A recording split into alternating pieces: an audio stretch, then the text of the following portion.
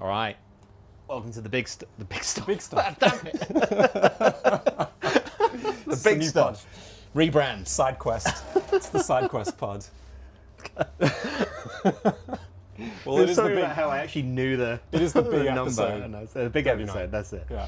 Welcome to the good stuff. There we go. That's it. The big episode 39. That's got the that. two things that got messed up there. The big stuff. The We'll big call stuff. it. Yep. Maybe that's when we get over 100. That's the episode for today. It's going to be the big stuff until we get to the even bigger All stuff. right. Yeah, that's the title. The big stuff. Big stuff. Yeah. All right. Cheers. Pick that up, Claude. Yeah. All right. This week. Happy New Year. Oh yeah. Happy New Year. Yeah. Welcome to 2026. Mm. We made it. What do we want to chat about today? It's going to be a good one. I don't really have anything planned, but I have done. We never do. Let's not kid decent- ourselves. No. Look.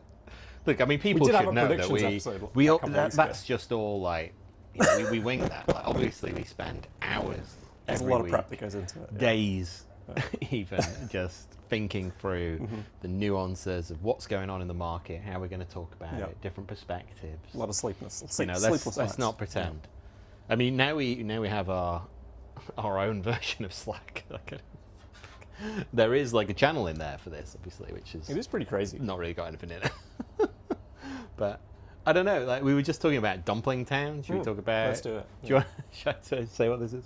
So this is funny. So I had to distract my daughter for a couple of hours. So she's like young girl. I distracted for a couple of hours when my son was off doing something. And I said like, oh, let's make something. We'll make like a little website or something. And previously, she'd made a little social media site called Dumpling Town where you collect different types of dumplings. But she said it was always supposed to be a game.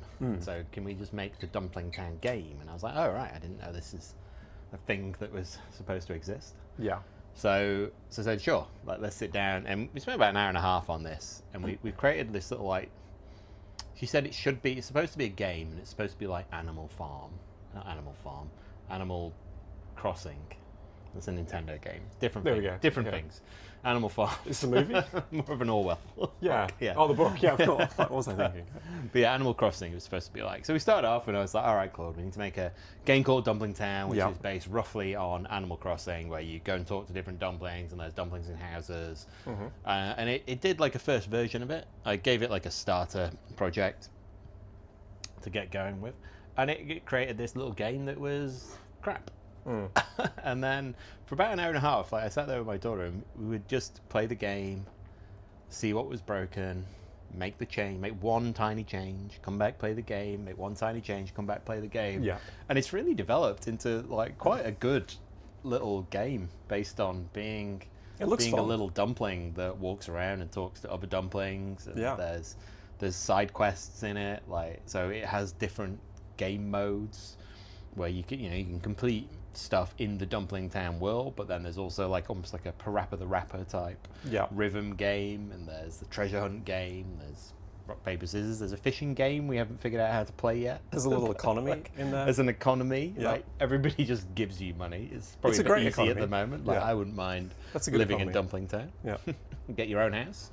Yeah. Get your own free story Housing is steamer affordable basket. in, in Dumpling Town. Yeah. I mean, that was one where, when it originally made it, they were dumpling houses for dumplings in Dumpling Town. It's a bit weird as well, because they eat dumplings. And Yeah. you cook dumplings, you're like, But I thought, well, no, it makes more sense for them to live in a steamer basket. That's it. So we moved it to steamer Yeah. baskets, and then she wanted a soy sauce river running through town, so we put the river in, but then the river cut off half the things in town. You couldn't Yeah. get over the bridges properly, so we just said, that's wrong, do it again, Yeah. fixed it. Like It is brilliantly creative. And my first thought was, why don't kids make all of the games? Yeah. You know, like it just immediately, you just look at it and you're like, oh, wow. Yeah. This is really cool. Well, this is where we announce our other stuff, new other stuff course Yes. called something, because it's not been named yet. But we Yes. have talked about doing like a game, Game, the equivalent to workshop type Touch thing. Don't Look, but for games yeah. in schools. I think this is a good Well, especially after our December making we just an advent can't, calendar of games. Oh, fucking Sally. I made so many games. We're a legit game studio at this point. So. Exactly. Probably the most productive game studio in December. Yeah. 25 games. That's not bad. We should actually do something with that. I was thinking about this the other day. Should actually have like an actual website for all of the games that isn't just an advent calendar for Christmas. We really can't call the kids version of that, of course. That needs to be reconsidered. That's true. Heavily, so we need a good name. Good name, yeah. Build a game. The thing that struck me straight away from Dumpling Town, though, is just how visually pretty it is.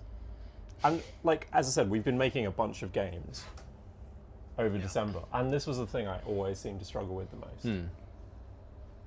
Getting it to be, and you just prompt it and just be like, make this character look more realistic or more pretty, or insert whichever adjective you want. But I don't know, I just never found I was able to get that, like really dial that in. Yeah, okay. That was a bit of a bugbear for me. It's interesting because the feedback from my daughter has been, this doesn't look realistic enough. Oh, really? Okay. Okay. I don't know what a realistic dumpling looks like living dumpling is supposed to look like. But but I think what you want, it's probably just that it's like slightly old school, slightly pixelated, pixel art graphics sort of thing. But the nice thing about that is it can just render it and it can just change them. It's good stuff vibes. It works quite nicely. Yeah. Which is good. It's big stuff. Big stuff vibes, yeah. Little rebrand to start the year. Yeah, exactly. So it's been, I mean, technically, like we launched the last episode on New Year's Day, whilst we recorded it on New Year's Eve. That's true. Like, yeah, we recorded New Year's Eve though, so. I think it was New Year's Eve morning, wasn't it? Yeah. That's why the beach was so busy. Mm-hmm.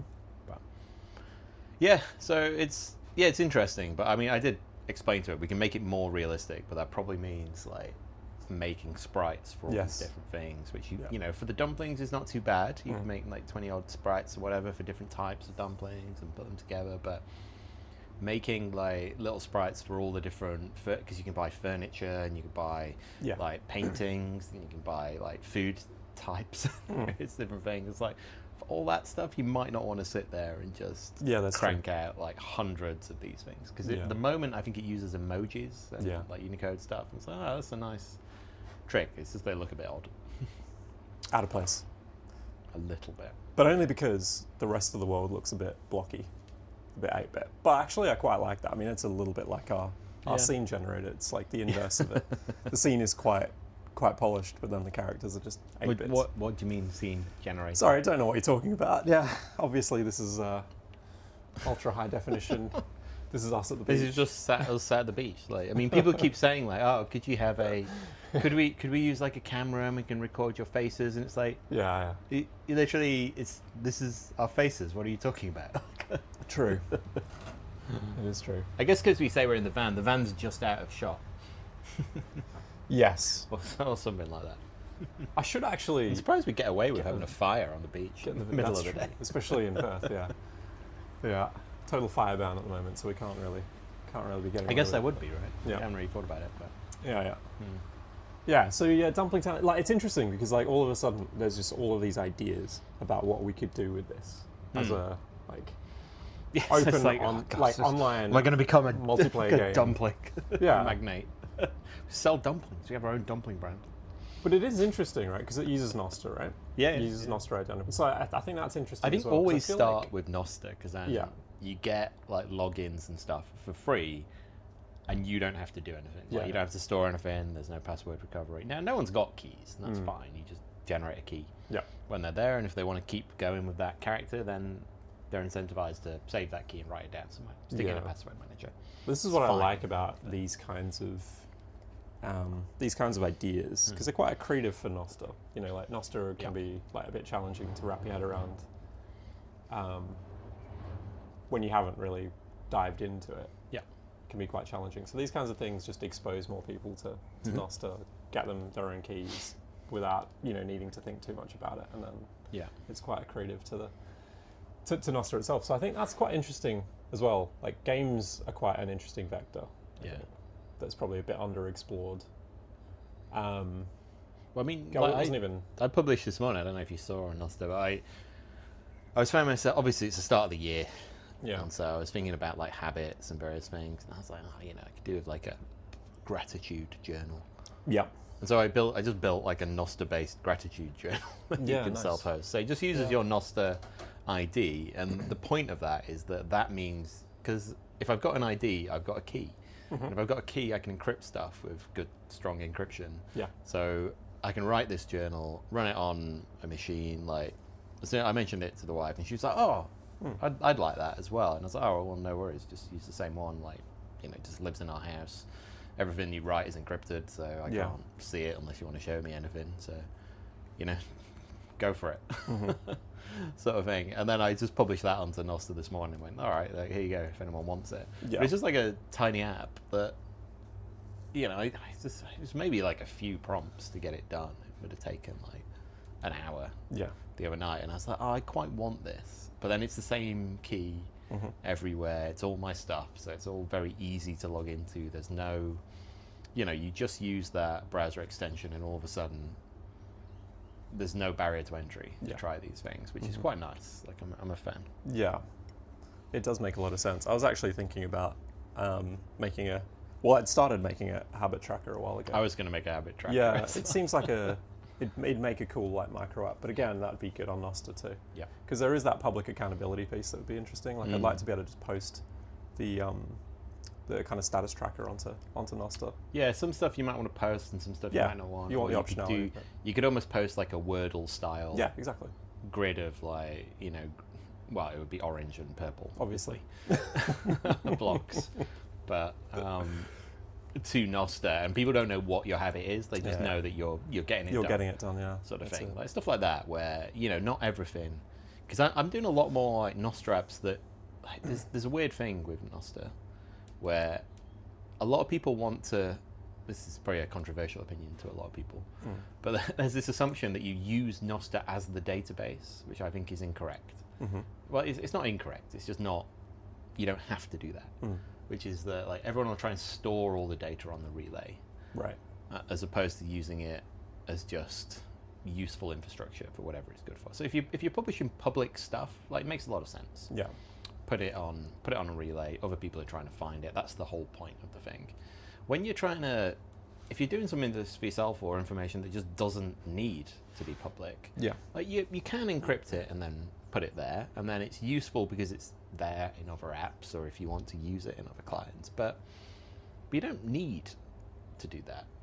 Yeah. Like, it's so I'm just leaning into this idea of like, well, why don't I just use a lot of the Nostr stuff for, connecting to things, transmitting things, like, solving a lot of problems that it's good for, but not assuming that I need to keep all my data on relays. Then what does that look like?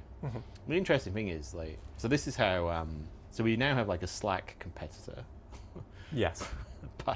Since last week. Well, we did talk about it. Flesh this out on last week's pod. Yeah. So this like took a couple of days to build, but I'm just going back into it because I'm like, oh, I can do this, and then, but now it has like full encryption on everything. Yeah. So encrypted group chats, encrypted channels, even the public channels are encrypted, so that, like, if I'm running this, like, I can't see in the database like any of the data. I actually have to get hold of the key. So, and then it did, like, and I was like, that's good. Like, Slack should work like that. Why isn't everything like encrypted? It's not. Like, you can tell it's not because of the way the search works and the way their bots work and various different things. And I thought, well, the problem here is that I'd also integrated Wingman into it. So you can talk to Wingman, you can have Wingman generate images and stuff. And then I was like, but like, how is he supposed to read anything? Because I just encrypted everything. Yeah. So I was calling it and I was like, all right, what do I do? What's the UX for this? And I ended up coming up with, well, maybe it's like, we talked a bunch of times. It's like, oh, you got to treat these people like people.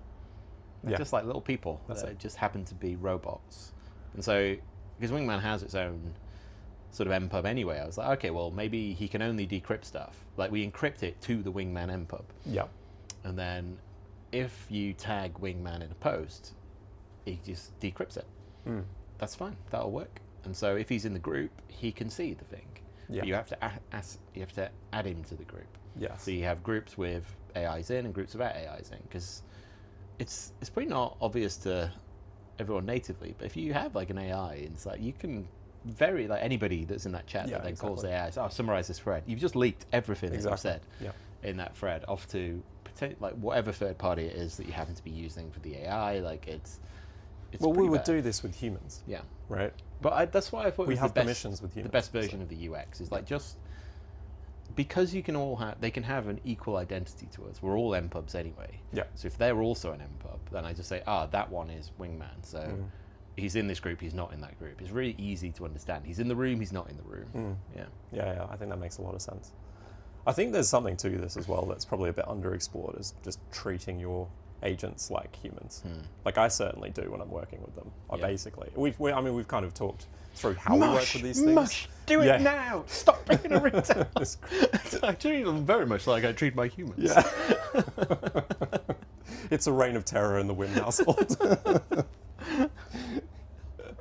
Yeah, no, but I think there's something to that approach. It's also just like a much more enjoyable way of working. Yeah. I find as well. It's like you're cosplaying a little bit because they are just robots, but you can just have conversations with them while you're working to try and explore something that you're actually working on, which I quite enjoy. I know I've said this a few times on this pod, but it does quench the kind of intellectual curiosity about why certain things are done the way they are, and like there is like a lot of learning, because it's very easy. Like I've found myself at times just waiting for the agent to go and code something, and I'll go off and do something else, and then I come back and I do feel a bit lost or a bit detached from the process, and I've enjoyed that a lot less than actually just taking it a little bit slower, in fact, and working through prompts with the agent, working out why we're doing a thing a certain way, and then talking to it about its reasoning and its brain. And sometimes it changes its mind, and it's like, actually, we could do something else here. I'm trying to think of a good example, but like, because I was building out a health graph, which is something we've talked about on this before, and I kind of picked that up again over the Christmas break, because obviously we had like double the limits from Anthropic. So I was like, Merry Christmas, let's use some of this stuff in like very like experimental way, because I don't really know where that's going to go ultimately. It really is just an experiment. And I kind of wanted, like, the big problem I've got when I'm trying to build a knowledge graph of like all of these various like health parameters that are quite diverse. You know, you've got everything from like how you might be like anecdotally feeling on a particular day in a calendar, right down to like really intricate test results from like a DNA screen. So there's a lot of like really disparate data that gets captured in this thing. And I end up like talking through a lot of this stuff with Claude, like in the desktop. And I really just wanted to, and then there's obviously the next step of having to go and extract what you're talking about and then turn that into a graph, which is not straightforward. Like, you've got to go and try and work out what the entities are that you've just identified, what the relationships are to those entities. And it's a really long-winded and very complicated process. And I think this is why I keep ending up just dropping this and not really seeing too much value in it. And I was like, what if I could build the interface where I've got the agent and then a sub-agent that can actually build the graph while I'm communicating with Claude? And so that's what I was working on. But that actually came about from talking to Claude. And treating it like a human. I was just like, wait, there must be a better way of doing this. This feels really convoluted and really... I find it hard to have those conversations in a kind of Claude code style. Like, certainly in the terminal feels weird. It's weird in the terminal, but also, even like with Wingman, because it's kind of terminal agents, but in the browser, like, it's slightly better. It looks nicer. It's easier to be in, but it's still like a... I mean, we talked about it a lot in this like Hemingway model of, you know, like the model in which we do something is not the model in which you manage it or edit it. Right? It's you write drunk and you edit sober, sort of thing. Where I've also found this, like, if I'm in Wingman, I don't want to do a lot of planning necessarily. I want to like just, I'm not like spitballing about how to create an idea.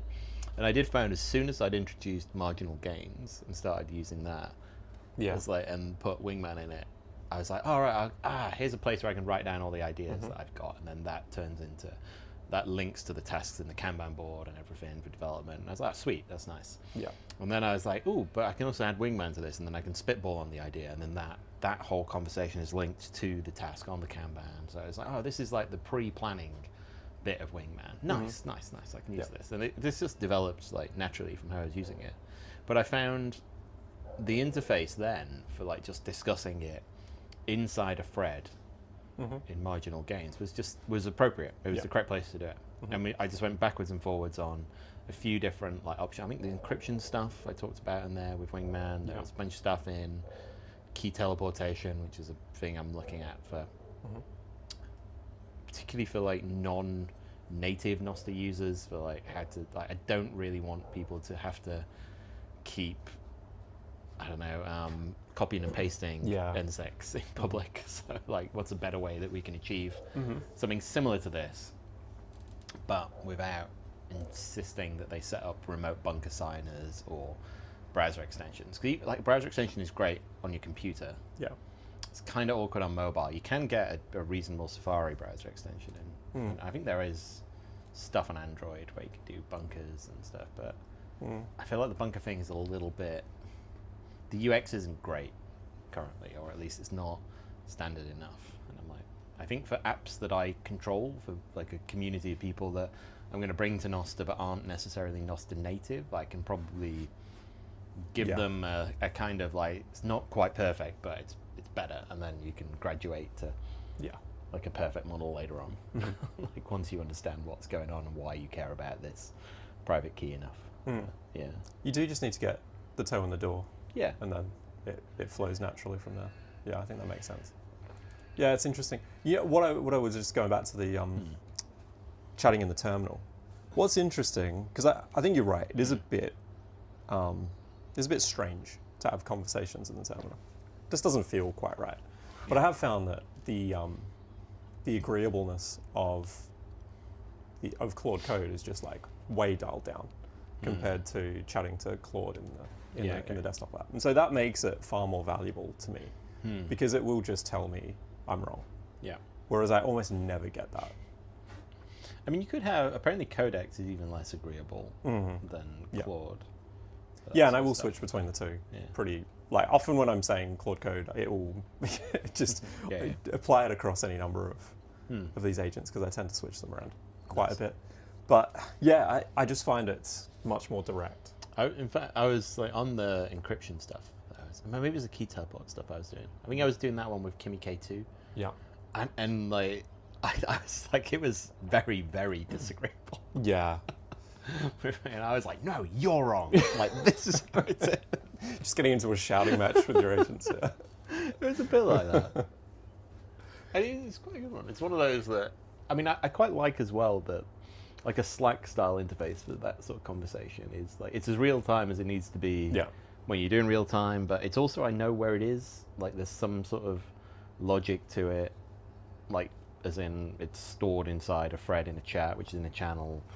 Like it's easy enough to come back to, it's asynchronous, so if I leave it and sit there, I'm not worried about it. I'm not just got this open agent running for weeks on end inside something. Like it's, I don't know, like it's, I quite like that as a means. I like these different styles of interfacing with the agents and with Wingman. So. And I think it's like nice to think about it contextually as well in terms of what it is you're doing. Like that's why I was like, oh, actually, like if I'm building a graph and it's very health specific, it kind of makes sense to have its own interface. Like it actually, to have its own like environment to live and work within, and then have constraints around what it's meant to do. I think this makes a lot more sense. Now, I don't know in practice how effective it's going to be, but I thought it's worth the experiment. Yeah. But it did make more sense that I could just have these conversations and then just commit stuff to a graph as I'm going. Yeah. Rather than having like, you know, these really long-winded exploratory conversations and then try to work back and piece them into JSON files. Yeah. Because you do just miss stuff. Yeah, you could just have like a background agent every discussion you have. Like, it just takes that chat and says, all right, what's changed? Yeah. So get me all these entities from the graph, look at it, what do I need to update? Yeah. And it just makes it. So I basically got like there's like an investigator, which is like, let's like try and explore connections between various nodes here based on like a new piece of information. And then there's another one, which is just essentially graph retrieval. So it's like, just remind me about a certain parameter that I can't quite remember, because you just forget stuff that's gone into it. So it's sole job is to just go and retrieve that information and feed it back to you in chat. And so, like, I think there will be a few of these like little use cases I could keep building out. And it seemed more intuitive to just build that.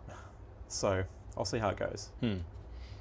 Yeah, I mean, that's the natural thing that would come from Dumpling Town. Dumpling Town, exactly. Don't know how we got there. We need a graph just to keep track of all the different dumpling towns. So, I mean, this morning's like we went out for a morning walk around the lake and stuff, and I was hearing about like, oh, what if like everybody that joins, they get their own dumpling town, and then there's like different dumpling towns you can go to on a plane. Yeah.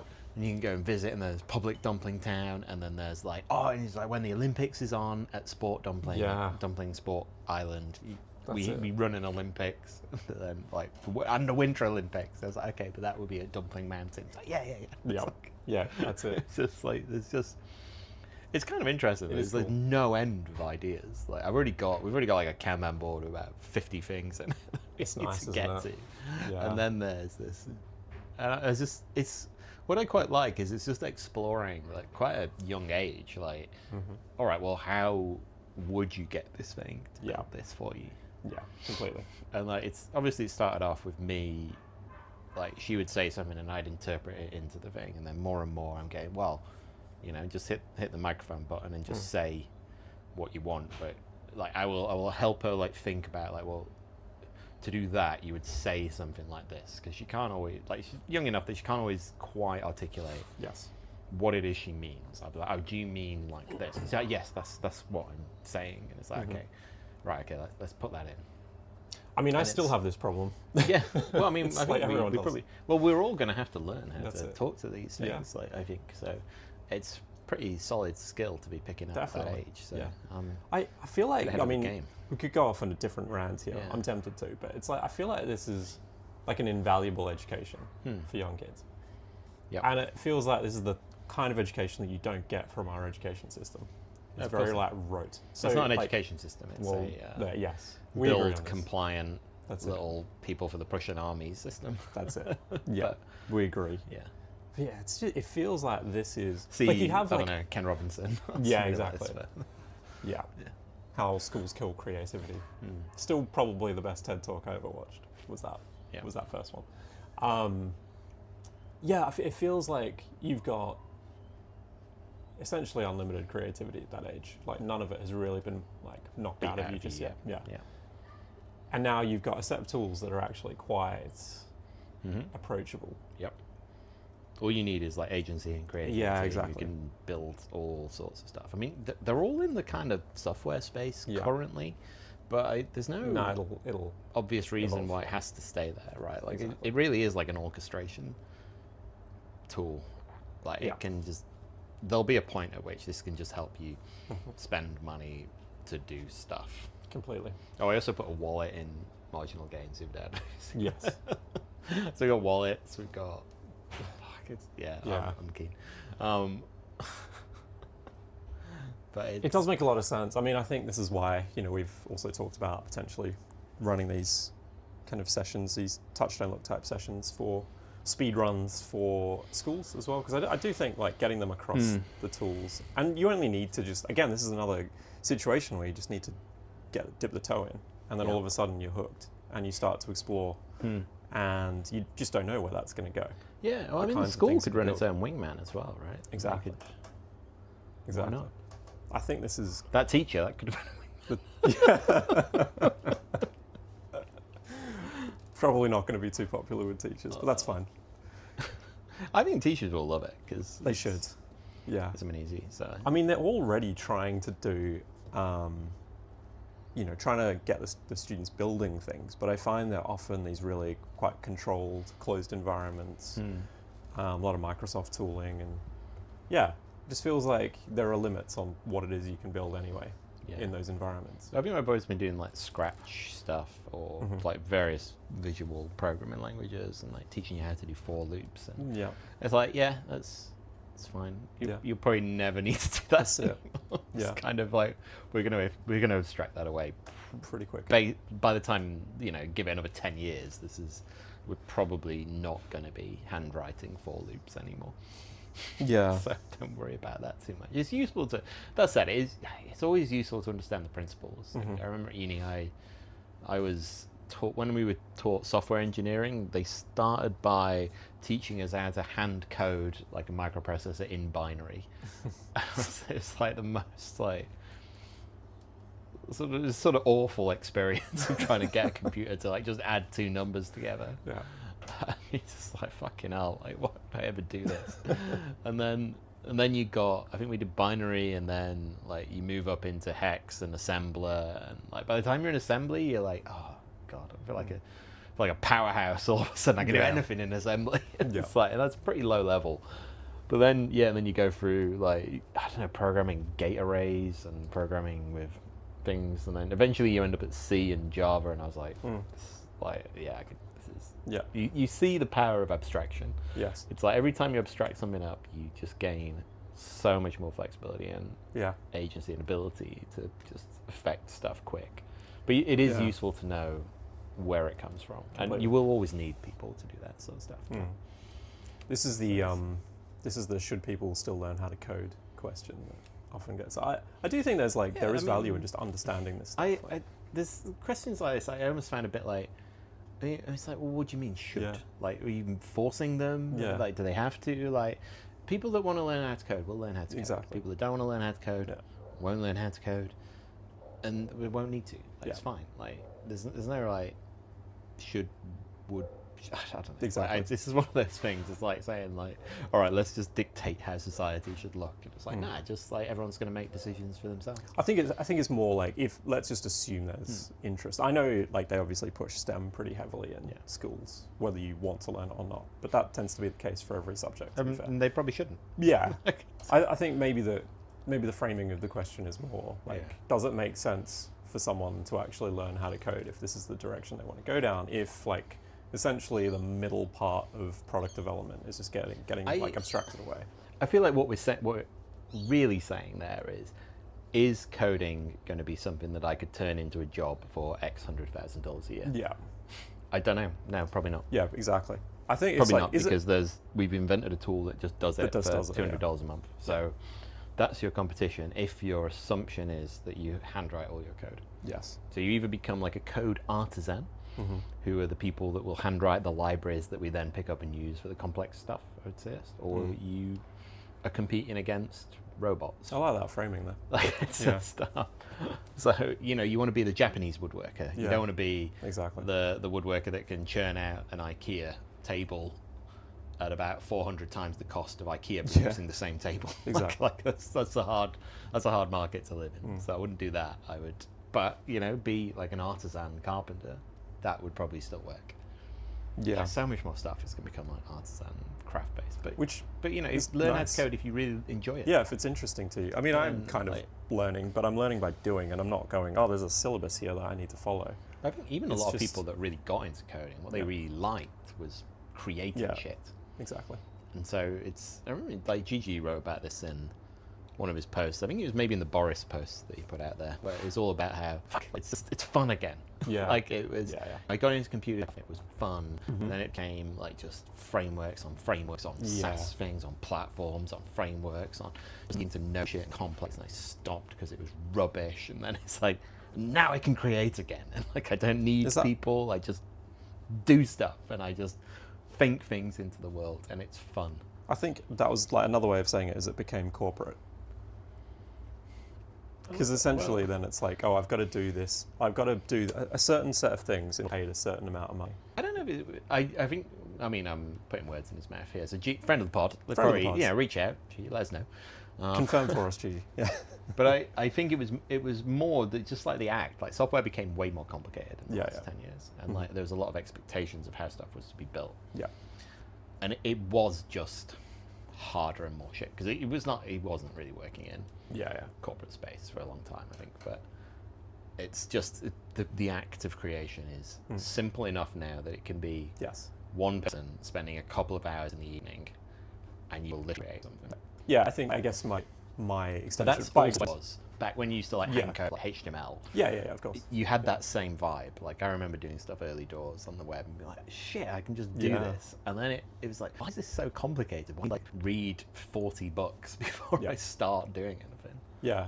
I guess my thinking was like whether or not this was just like completely influenced by the dot-coms and the kind of... I think they caused a lot of the crime. Yeah. Because then like animus shifted from, I just want to build and create to, I need to build and create to make meals. Actually, Sure, this is just pure speculation. maybe not.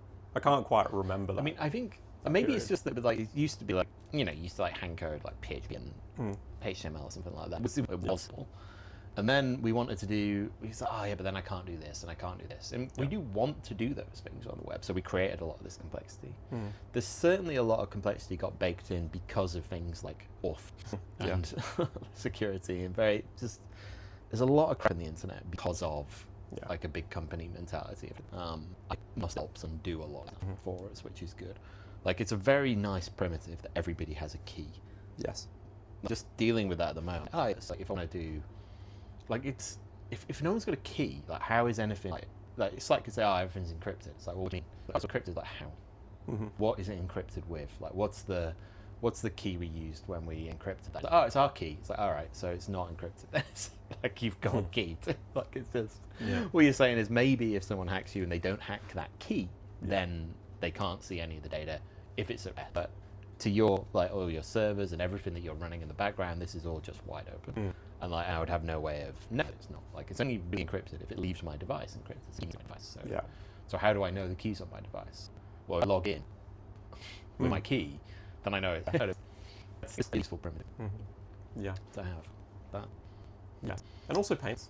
Sorry? Payments. I think having payments in a native thing. These are all things that were supposed to be in the internet. Yeah. This is why there's like a 402 error in HTTP is like you're supposed to have micropayments in the internet and we just implemented them.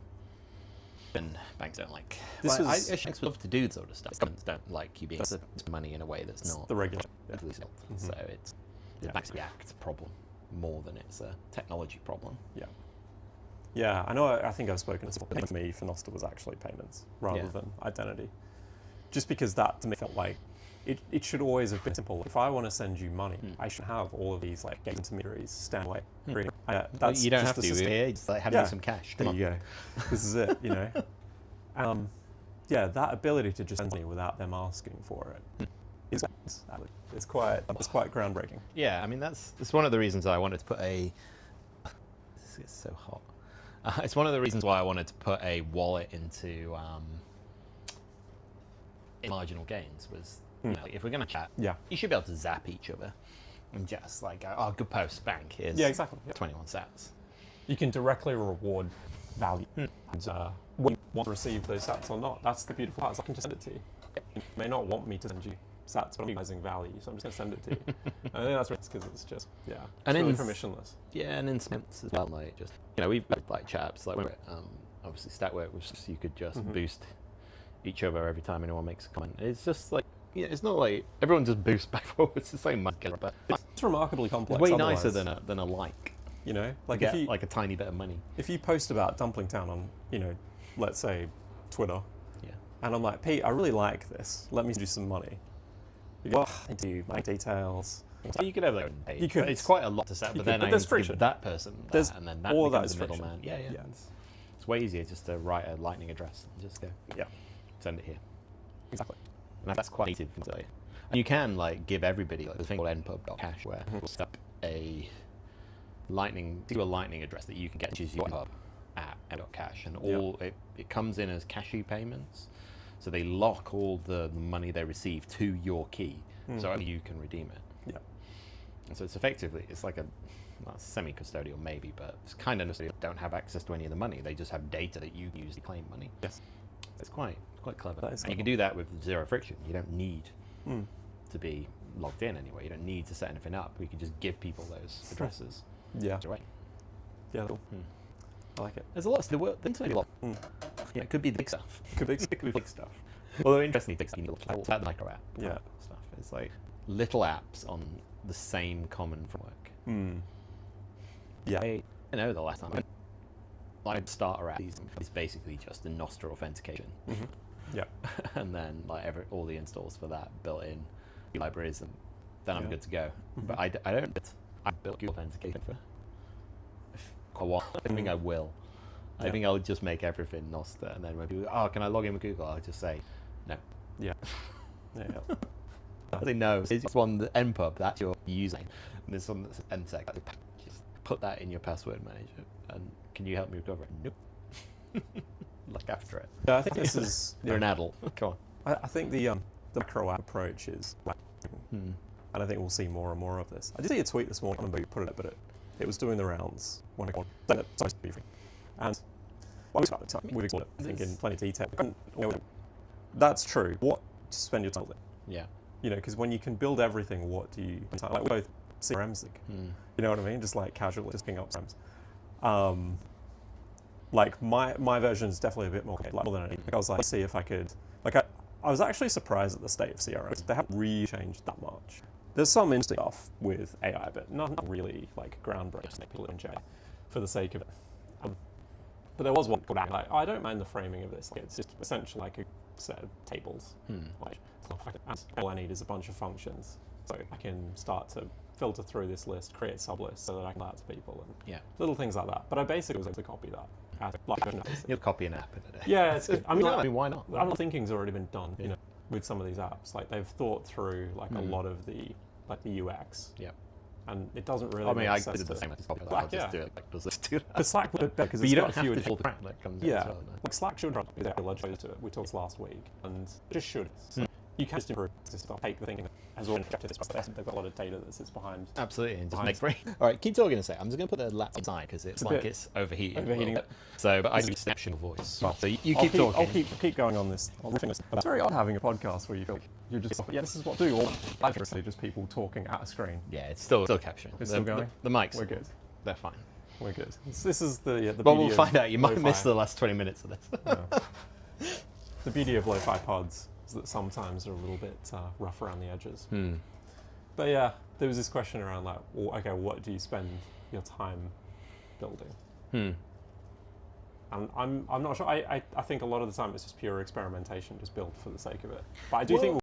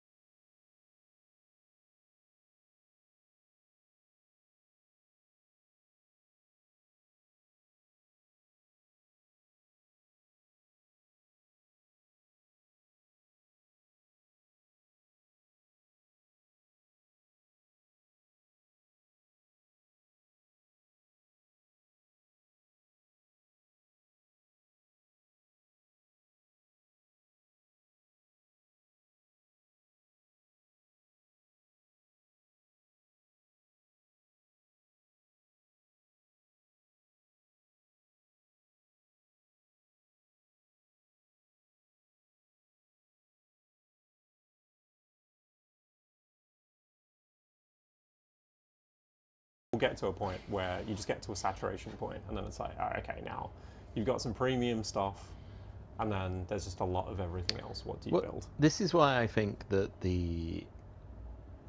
as part of the reason anyway, I think the container for the AI is the business, not... Yeah, I agree. Yeah.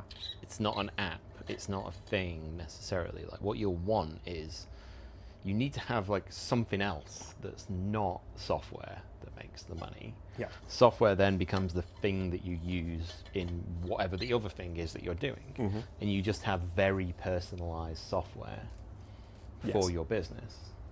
So, yeah, I mean, and this is the point of marginal gains. Is like, look, you shouldn't have to spend, millions of dollars on.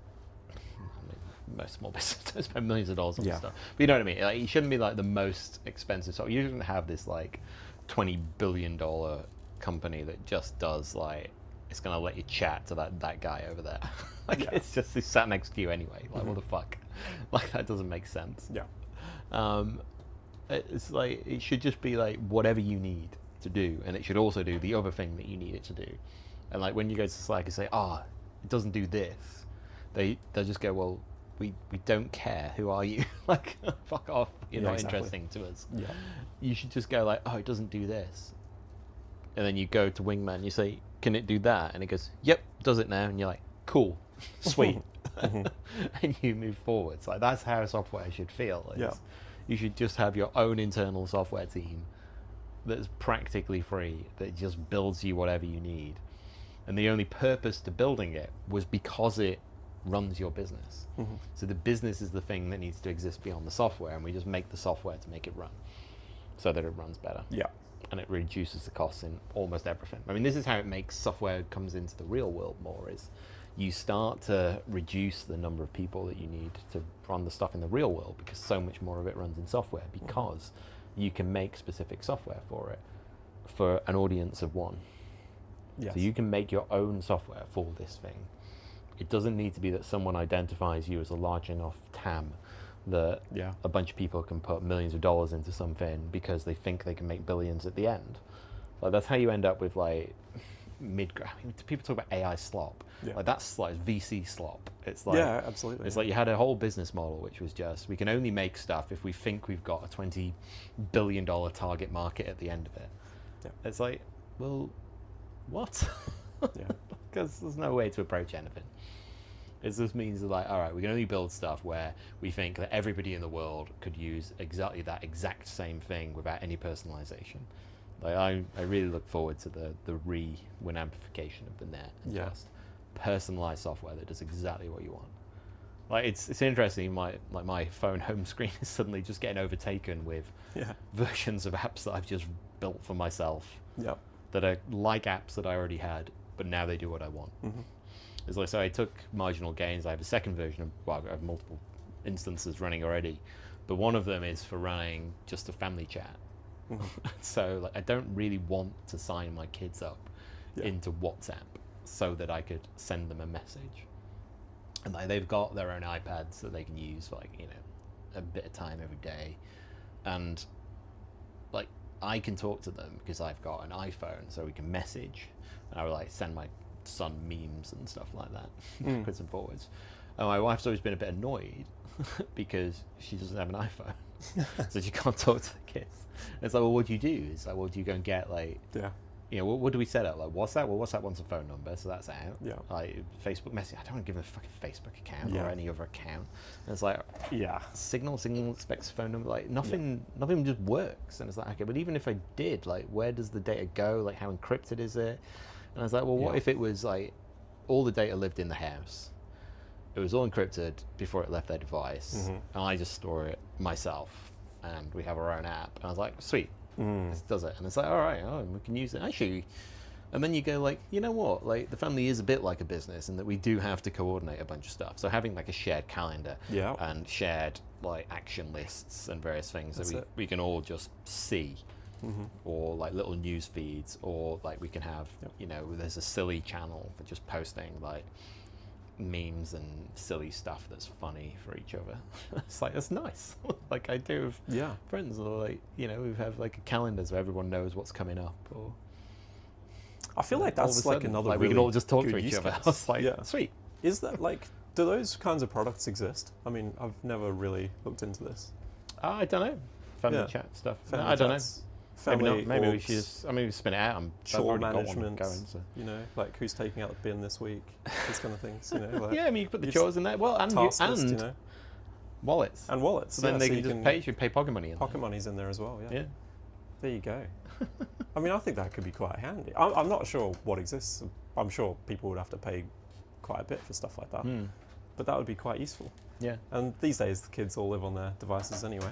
So, kind of makes sense. Yeah.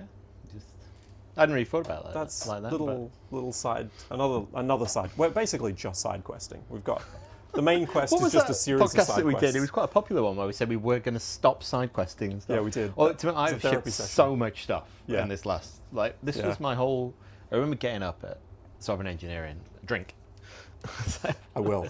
So I've it got took a coffee. while before I said it in this episode. But like I said, like, you know, one of the reasons I came here is I felt like I've always had all these ideas. Suddenly I can make stuff in a way that I couldn't do before, and I never ship any of it. Yeah. And I was like, all right, I wanted to develop a muscle for shipping. Like, that was one of the key reasons I was there. So I want to. This stuff needs to get out into the world, otherwise it doesn't do anybody any good. Doesn't do me any good. It's just me. It's just like code masturbation. Yes. So it needs to get out there. I need to develop a muscle for it and get over myself. And then I think mission accomplished. I feel like that was a win from 2025. Was I now ship my software. Yeah. Whether you want it or not. Yeah, exactly. Well, I mean, but this is always going to be true of anything creative, right? Not everything is going to be like absolutely perfect for everybody. You just need to, as you say, it's building the muscle. Just keep popping the stuff out into the open. You become known as someone who builds stuff, and that's a good thing. It's a positive thing. Yeah, I mean, for me, the reflection was like, can I just get in the habit of committing to GitHub more, and more and more and more? And it's like, you can see it in your track. I mean, this is partly why I wanted to build a little like streaks app as well, was just to take that GitHub style tracker and apply it to everything, because it actually just does work for me. Yeah. And but you can see it like over the course of the year. Looking back over the course of the year, you can see like, you know, over the course of a few months, it's just a few scattered blocks where I've gone and committed stuff, and then towards the like last quarter of the year, it's just daily. Nice. And you can just see it build toward that. Yeah. And so that for me is like the most like visceral representation of it. Because I mean, if I go back to this time last year, I hadn't really touched a coding agent. You know, like we played around with a few tools, but I'd not done anything really substantive. Yeah, similar. I wasn't really doing too much this time this year. Yeah, so we think about like the progress in 12 months. I mean, like I use like half a dozen tools, I think, that I've made for myself that just sit natively on my MacBook, that I've replaced like software that I was previously paying for. That in and of itself is like pretty good progress in a year. Yeah. I think I'm really bad at like looking back and acknowledging this stuff. So I think that podcast we did was quite good. I hadn't really thought about that as kind of like last year. I really wasn't doing any of this stuff. Yeah. Like a year ago. That's it. In 12 months. Like for me, the growth and progress in 12 months is insane. Like I couldn't have like fathomed doing this stuff a year ago. Yeah. And I don't know, I've said this a few times throughout the year, but like increasingly as time goes by and I just keep experimenting, I feel like a lot of the technical barriers that previously I would have just like balked at just vanished. Like now I'm like, I will approach that barrier and go, okay, I just need to understand this. Well, it's because you've got this like excellent learning tool. Yeah, you've got like if I don't know something, you can figure it out. I can know it. Like it doesn't take me long to then know it. Like 5 minutes later. So yeah, sweet. And that's the thing. That's why I always get like one of the just mentioning this tweet where everyone was talking about how software is free. It was quite interesting because like a lot of the pushback would come from people talking about one-shotting software. And again, like I don't want to hammer this too much, but I just feel like this is completely the wrong framing. Because it doesn't matter, like, I don't actually need to one-shot software for it to be fast. I can literally do it over 2 weeks, and it's still, like, 1,000 times faster. Yeah, it's just you might get what you want. Yeah. You don't know what you want as well when you start. That's You it, need yeah. to just make something and then tweak it. Yeah, it just feels like it's the wrong way to view progress with these models as well. Yeah. It's like Well, its ability to one-shot looks stuff good on is... social yeah. media, right? Oh, I don't know what I'm doing. I one-shot this thing, and Yeah. it's like, I mean, it's also worth reminding that like a lot of people on a lot of social media are just lying. Like, Yeah, all the it's time. theatre. It's Yeah. just like, so who knows? Yeah. There is I a lot wouldn't of take theatre. it too seriously. But yeah, I think that was a good... That might have been the middle of the year when we recorded that podcast, the kind of what I like affectionately call a therapy podcast. I think it because was. I feel like Yeah. it was like June, July. It was a nice like midpoint of the year, reflected on a bunch of stuff, and then like, yeah, I think even for the business, like we ended up like really focusing in a few different like key areas. So it was quite a valuable podcast. And then similarly over this period, just thinking about like, again, looking at GitHub was like the kind of visceral manifestation of this, because I'm looking at it just going, shit, yeah, like a year ago. Like, what was I doing? Like, I didn't know what I was working with a year ago. And now I've got, you know, a bunch of different little apps that run locally. I mean, my goal is to get to closer to where you are now, which is just like pushing this stuff out more. It's hard to complete stuff to a point. Yeah, that you where can other put it people out. can use it. That's. I think I'm that for me gonna is I'm the gonna block. host more stuff for other people to use as well. Yeah. Like I've shipped a lot of like just open source code to people, but I was like, all right, well, I should probably just make it. Maybe I should just make these things into services with a paywall and just like have again like add that into the starter project. So I've already got. I'll build it once. Like have a common. Like if you want to use this, it costs 21 sats a day. Yeah. And then however many sats you give me gets you that many days or whatever. Yeah. 256 sats a day. Can't peak down in the size off. That's it. Yeah. 21 million. Yeah. No, hang on. That's probably too much. But like, there's an amount. And maybe you just do something like that. So you pay per day. Yeah. That's pretty quite a good model, actually. I quite like that. Because then you can make it quite a small amount for someone to go, all right, I'll just buy a week and see how it goes. Yeah. And then you go, oh no, use this. So maybe I could do that with maybe I should do that with the journaling app. That's interesting. Because then I'd keep it there. Yeah. Like, that's the difference. Like I said, like here's a bit, because I put the little gratitude app up, and I was like, oh, it's here, but I'll probably just delete it at some point. And you're kind of taking my word Yeah. that I can. I can't see any of the data here.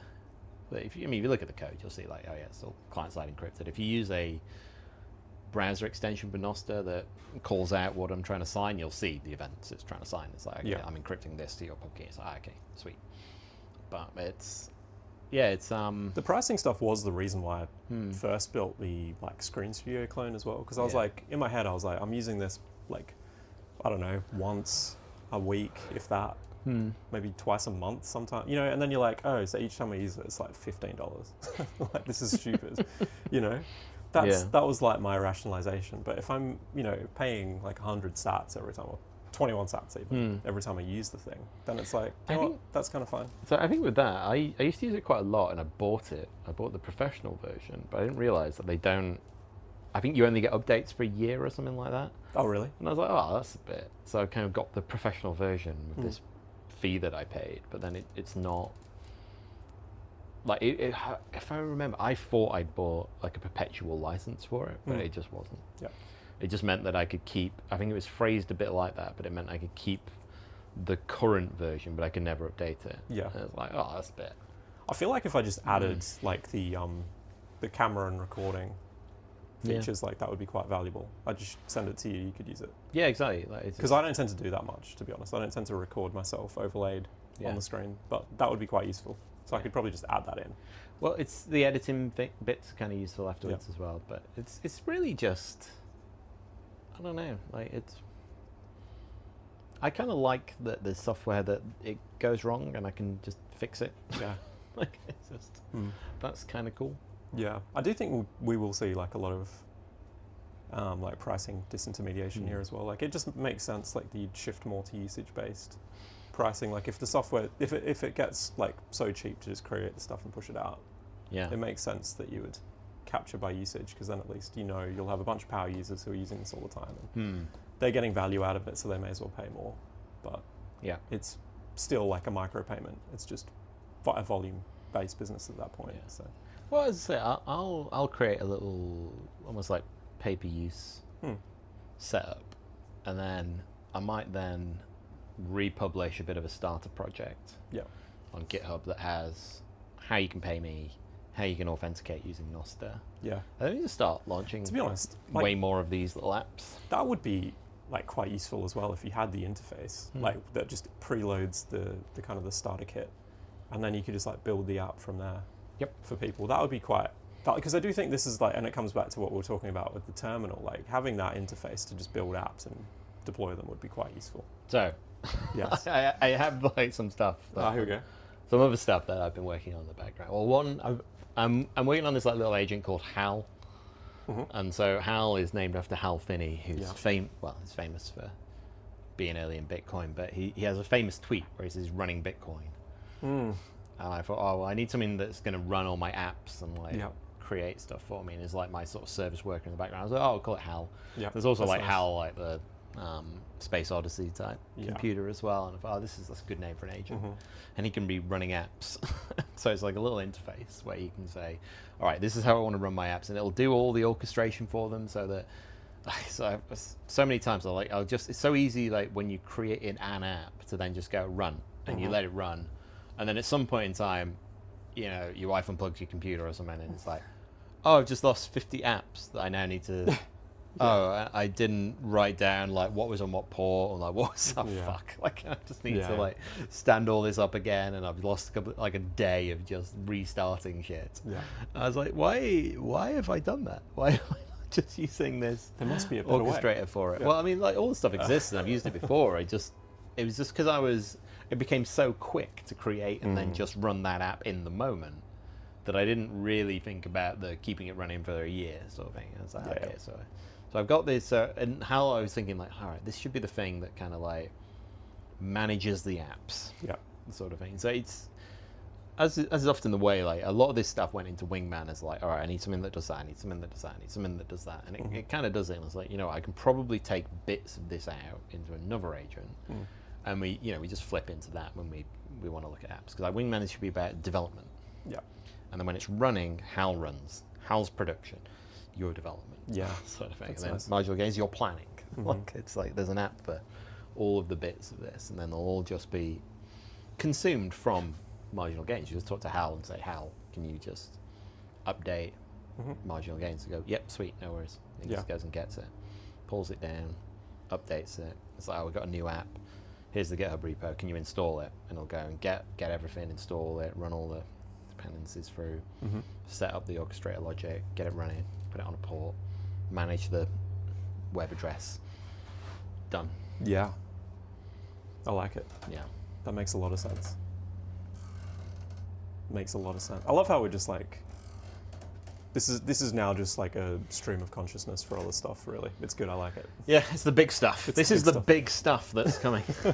Because that's the name of the episode. That's the name of the episode. That's why I said it. It's not like I just say something like that because I was confused. Yes. Like, why would we think that? The world works in mysterious ways, Pete.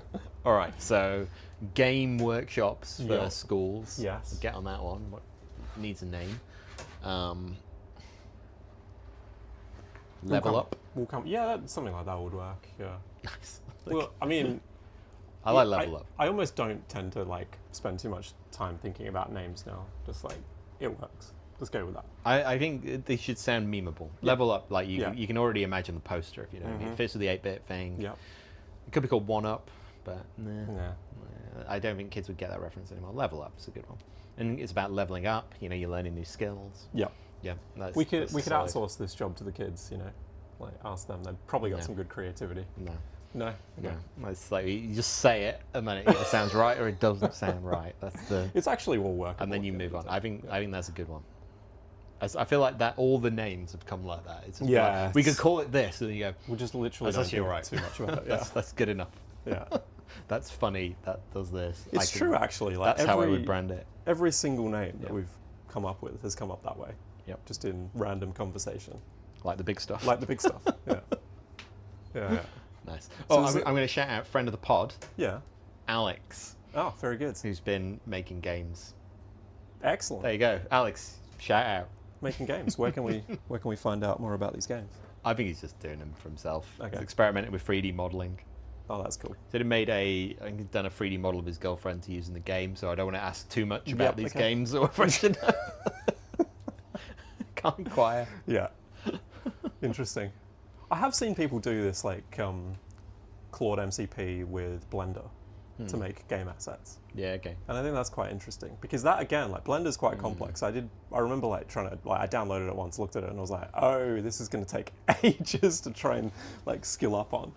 Yeah. And then I've seen people use like MCP to connect to Claude, and it will just build these. All right, that could 3D solve. assets. Maybe that solves the Dumpling Town sprite problem. It It's might like do, if I could yeah. introduce an MCP server that. It's just like, is there an MCP server for sprite sheets? Maybe. I don't know. I don't know. There could I be. don't know. That's a good idea. Yeah, that would be handy as well It would be handy for us like, if we. for the Because pod. then we could get more guests on. Because otherwise, it's Yeah. a pain in the ass. To I keep know. making these new sprite sheets. Yeah, that would be really handy. But yeah, I mean, also if we did Blender, we could create all sorts of stuff. I just think that'd be interesting. I have seen people do it, but I've never actually spent the time. It's one of those things where I'll see someone doing it and I'll be like, I'll bookmark this, come back to it later, and I just don't. So yeah, actually, Twitter. I must have so much interesting stuff just to go back through Twitter bookmarks. No. Yeah. Otherwise, you would have done. I would have done it. Yeah, that's true. I take it back.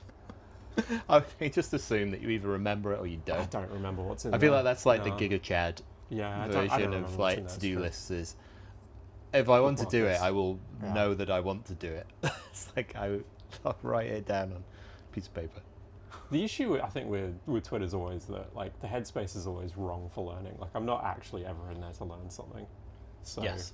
And also you bookmark stuff that seems like it's important. Like, oh, that's kind of interesting.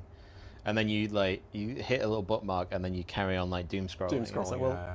if it wasn't interesting enough to stop you doom scrolling, Yeah, exactly. might not be that interesting. I mean, there's other stuff. Well, you've got to but it's remember like- in the future when you are actually feeling productive on a certain thing that you why- have that resource saved. But you never pick up that app and like, Yeah. ooh, bookmarks. You Exactly. go, ooh. Which is interesting, right? Because you kind of should in a way. You should just do like, you should go, oh. Yeah. It's like Gigi did his Lookmarks app. I don't know if you'd I haven't seen seen that. this. So it's Lookmarks is like anything that he adds, anywhere that anyone adds eyes Okay. to a post. Like, you know, you do the Yeah, two yeah. eyes, like, oh, look at this. Yeah. Like it treats that as a bookmark and goes and gets them all. Oh, that's interesting. And so you can say, okay, well, where's all the posts that I've added eyes to? Mhm. And it'll just pull them all in for you, and you can just browse that instead. Yeah. So you could go to your Lookmarks app instead of your Twitter app, and then you would do it. But you can't do that with Twitter because Twitter's a closed platform. Yeah. Because it's shit. I honestly don't go there anymore. Like, Yeah. but As I said, it's only for doom scrolling these days, and I've actually done well over the break to not use my phone. it's good on my screen Nostr time at least. You can collapsed. finish it. Like, Yeah. it's complete. I'm done. Yeah. No, that's good. That was- Good work on that not was using your phone. That was a little like micro objective I had for the Christmas break, was to collapse my screen time, especially on social media. Yeah. So that was good. That was useful. It's hard because I feel like all the productive stuff I do involves a screen. Yes. So I try and just remove all the Well, I was still on the MacBook, shit stuff that I don't want to use. But yeah. so it wasn't the absence of screen so much; it was just the absence of the phone. So I wanted to if I was going to work, I just wanted to work in like a stationary position. And, Yeah. Yeah. I feel like my Wingman screen time is probably through the roof. yeah. As I said, my home screen is starting to become just links to PWAs that I've written for myself. Yeah. So that's kind of nice. But even things like podcasts and stuff like Yeah. that, I feel like often, like I think I've got this version of like this is self-improvement. Like I'm listening to more people with more takes, and actually like I got It's to a not, point where I was I'm like, taking on this more is noise. information. Yeah. This is like your nervous system is like so heavily dysregulated that you just need a constant flow of nonsense into your ears at every waking moment. That's either that or reading like blog posts. And I just was like, no, I need to disconnect from a lot of this stuff and be very deliberate. Like if I want to read something, I'll sit and read it in full. I'm not just going to consume parts of like dozens of different posts or listen to like 20 podcast episodes this week. Like it's just pointless. So Yeah. that was good. So that was the other thing. Like, it was more like quiet time, more deliberate time. So if I picked up a book, I'm like, well, I'm just going to read this. I'm not going to have my phone nearby to distract me. There's nothing on in the background. So that was good. I mean, it seems that's obvious, where but music works, right? Like, 'cause it's just yeah, if you like the selection of tracks that you can listen to and not really. It's almost like you don't hear them. Like after a while, they're just on the loop, and then you focus on the thing that you're doing. Yeah, but even music. So I basically didn't listen to any music. I was just like, can I just like completely raw dog this for a couple of weeks? It was. I think I was telling you offline. It was actually much more difficult than I was expecting, and I don't think I've necessarily got a problem with my phone. I feel pretty comfortable that I can like drop my phone and not pick it up at every gap in the day. I don't reach instinctively for the phone. But yeah, I still do use it a lot. So I know there are people that like will just instinctively pick up their phone every time they've got like, nothing else going on, and it's a reflex. Yeah. And I've never felt that bad, thankfully. But yeah, even still, I was like, I've built up quite a dependence on this, and I just don't. It's Wingman texted me. Yeah, exactly. Yeah. Yeah. So that was good. Okay. Oh, good on you. Box Good ticked. for you. Box ticked. It was very good. So yeah, there's a couple of good goals reached. One, a micro goal for the Christmas period, and the macro was to just go and commit a bunch of stuff to GitHub. So 2026. Well, and now you can go ship some stuff. Ship more in 26. Ship. Yeah. You can say it correctly. Ship. Make sure. Yeah. It's one of those words. Could get us demonetized. No. I'm not making any money. Oh no, whatever would we do? Oh no. This is like, to be honest, if you couldn't post it on Nostr, if we couldn't post it on YouTube, I'd probably post everything to Nostr more natively. Yeah, that's it. Which we should do. We actually should. And I bet we'd probably end up with more money. Yeah, we would. Well, we've got them. Or more than page on zero. Nostr. I guess the fountain stuff like that. There's actually some money Actually, in there we've made quite a bit from Fountain. Well, I wouldn't say quite a bit. Well, it will be in 10 years. Yeah, okay, there you go. It would have paid off. All right. I'm just aware. That's the big stuff. I'm going to go, that's the big stuff, isn't it? Let me grab the laptop. Is it? Oh, there you go. It's de-overheated. So that's the thing. If it overheats, we can put it in. I mean, we're still recording. We're still going. Anyway, all right. That's enough chat. That's the big stuff.